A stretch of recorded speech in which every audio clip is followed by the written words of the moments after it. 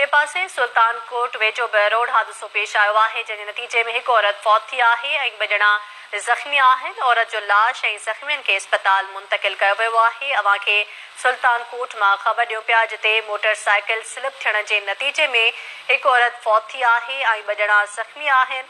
औरत जो लाश ऐं ज़ख़्मियुनि खे अस्पताल मुंतक़िल कयो वियो आहे जिते ॿिनि ज़ख़्मियुनि जो इलाज जारी आहे। अव्हां खे रोड हादिसे बाबति अपडेट कयूं पिया। अव्हां खे ॿुधायूं पिया त सुल्तानकोट वेझो मोटरसाइकिल स्लिप थियण जे नतीजे में हिकु औरत फौत थी आहे ऐं ॿ ॼणा ज़ख़्मी आहिनि। औरत जो लाश ऐं ॿिनि ज़ख़्मियुनि खे अस्पताल मुंतक़िल कयो वियो आहे जिते ज़ख़्मियुनि जो इलाज जारी आहे।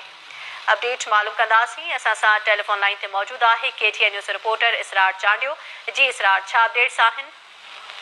जी, सुल्तानकोट में क़ौमी शाहराह जेकुंबाद शिकारपुर रोड ते ॻोठ हुसैन बख्श बखराणी वटि मोटरसाइकिल सवारनि सां अफ़सोसनाक रोड हादिसो पेश आयो आहे। मोटरसाइकिल स्लिप थियण सबबि खानपुर जे इलाइक़े रहीमाबाद वासी 45 वरनि जी औरत माई अख्तियार खातून ज़ाल भागल सुमरो फौत, जॾहिं त संदसि धीअ शाज़िया ऐं पुटु सख़्तु ज़ख़्मी थी पिया आहिनि जिन खे मौक़े ते बीठल मक़ामी फौती औरत जो लाश ऐं ज़ख़्मियुनि खे खणी RIC सेंटर सुल्तानकोट पहुचायो आहे।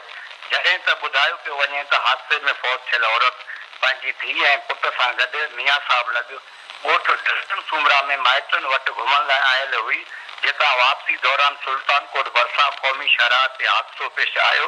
ॿिए पासे फौती औरत जी मड़ खे सुल्तानकोट जे सिविल अस्पताल मां एम्बुलेंस वसीले ॻोठ रहीमाबाद पियो वञे, जॾहिं त संदसि धीउ ऐं पुटु सुल्तानकोट जे सिविल अस्पताल में ज़ेर इलाज आहिनि। जी इसरार चांडियो, तफ़सील लाइ महिरबानी।